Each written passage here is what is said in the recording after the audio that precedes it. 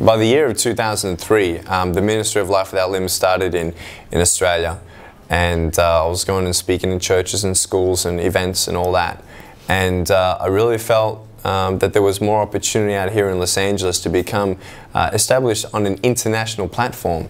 Now coming out here to Los Angeles, we have some things that we're planning for media coverage, basically to reach more people. I had to move to Los Angeles, and I just believe that God had a bigger plan for us out here. And basically I met the mother and stepfather of Heather Wench, and they were the first supporters, David and Helen Price, of the ministry in America, and he's on my board, and really good friends of mine, and just love it, just how there is no such thing as luck, chance, or coincidence, and there's a perfection in everything. So for now, I'm 25, and I'm going for my permanent residency here in America. I'm a Southern Californian boy, and I love it here, and it's basically to reach more people. That's my biggest desire, and to do that I had to come out here. Seeking U.S. citizenship?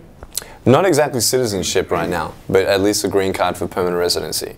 So I've got a visa. So if you know anybody. So my application should have been so these people from Stockton were the first people you knew in the U.S., is that right? No, what happened was in the United States of America, we actually have family. I have second, third, and fourth cousins out here in America. My parents were immigrants from Serbia who live in Australia, and my dad's relatives from Yugoslavia, former Yugoslavia, came out to America as well. And so I met family out here in 2002 and re-established connectivity there, and relationships, and came out here between 2002 and 2006 quite a number of times, just to speak a couple times here and there, and from that progressed on to me coming out here. When I was 8 years old, I felt very alone and very broken. I felt like God had forgotten me, and I wanted to hear two things in my life. First of all, that I'm loved, and second of all, that everything's going to be okay.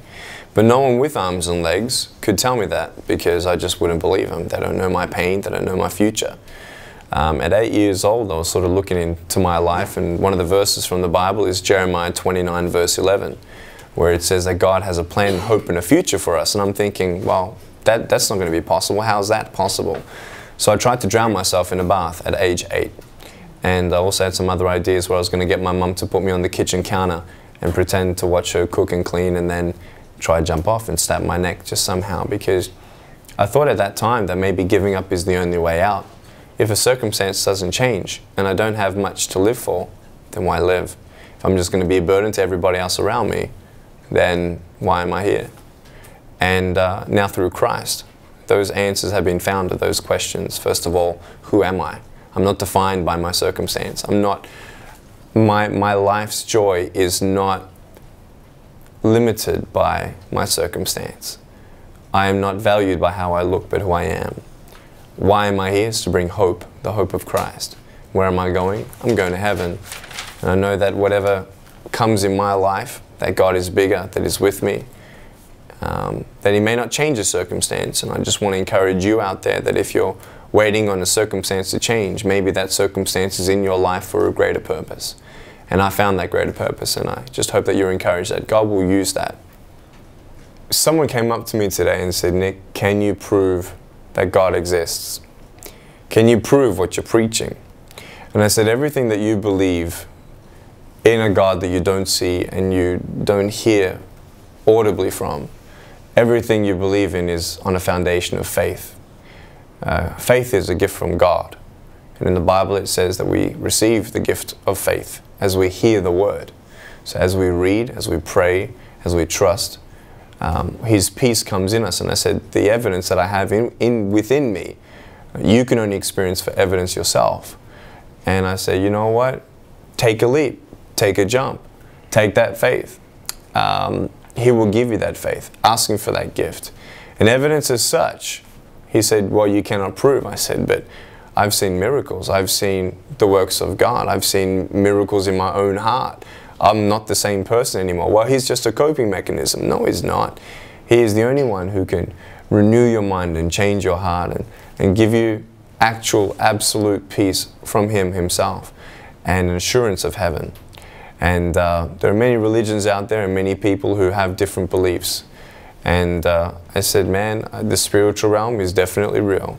There is a devil and there is a God. There are angels and there are demons. And I've seen things that are from witchcraft as well, and I've seen miracles in Africa right in front of my eyes. And when my brother witnessed that, he audibly committed his life to Christ because he saw something that he could not argue with. And I want people to see in my life that if I am serving a true God, then I really do have a true hope, then I really have a true joy and smile and victory. And I am a miracle that no one can argue with. People will say, well, maybe it's a coping mechanism. Well, ask that person. If they say no, maybe try it out yourself. Start a relationship with God and say, God, you know what? I'm going to open my Bible, start in John, and just say, God, you know what? If you are real, I want to know you. Because a promise that God says in the Bible is that if you seek Him with all your heart, you will find Him. So keep on seeking. That's what I did. And this is who I am. And if you want what I have, a life without limits, because I serve a God of all possibilities, you can serve Him too.